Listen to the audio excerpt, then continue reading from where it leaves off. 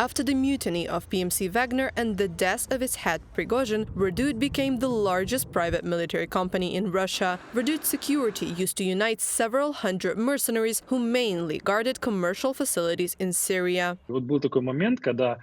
There was a moment when Wagner was thrown out of the chain of recruitment of people in the colonies, and PMC Redut appeared in its place. There was a moment when Russians were indignant in social media, writing, "How so? Wagner came and said that we are with it." And then, when we went PMC, it turned out to be Redut. So Redut began to take people who were going to go to Wagner.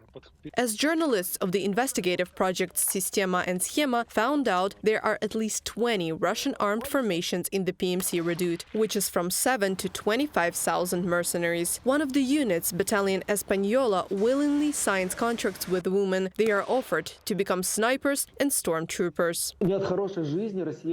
It is not from a good life that the Russians are forced to enlist women in their combat ranks. Apparently, things are getting worse for men in terms of enlisting for military service as part of mobilization or other projects. Why do Russian women dare to take such a step? It's about money. In reality, Redut is only disguised as a private military company, investigators say. Rather, it is a secret system of recruitment under the direction of the main directorate of the General Staff of the Armed Forces of Russia. Mercenaries are paid from 110,000 rubles on the training ground to 220,000 in war against Ukraine. This is 3 times the average Russian salary. According to calculations by Project Sistema, it costs Moscow about $1 billion a year to maintain Redut.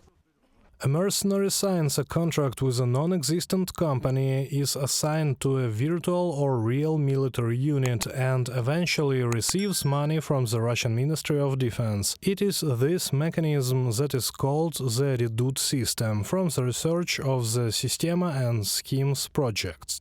After the investigation was published, the authors asked for comments from the Russian Defense Ministry as well as Putin's press secretary Peskov, but there was no response. There will be no reaction. So listen, the main task is to recruit people. No one cares how to recruit them. Do whatever you want. Here is a resource for you, just do it. If the payments are not official, it means that they operate with cash. They initially receive it and then they put it into accounts or distribute it in cash. Where the money came from, nobody knows, but there is no doubt that the primary source is the Russian budget.